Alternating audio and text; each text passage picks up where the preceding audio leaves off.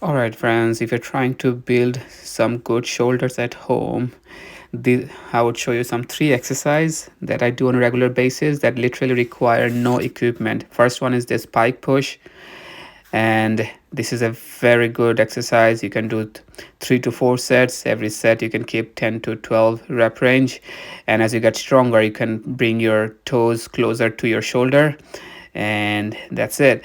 The second one I'll show you is the wall assisted handstand push up. This is a bit challenging one, but if you can do it, as you can see, even my back is still not straight because I haven't reached that level of strength on my back. So yeah, you just have to keep doing it. The more you do, you'll build the strength and you can go more closer to the ground.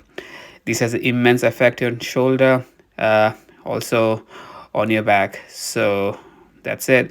The third one you can go for is the um, elevated pike push up.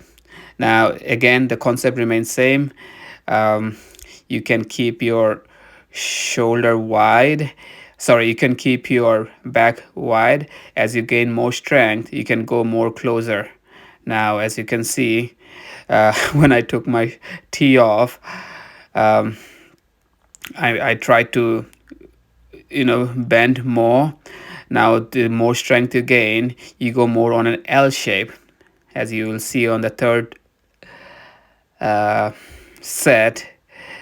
I am trying to uh, squeeze and create a L shape pattern on my body, as you will get maximum squeeze. And one thing you always remember, do a full range of motion. All right, because that's how you can execute all the muscles around your shoulder, and you get the more overall strength.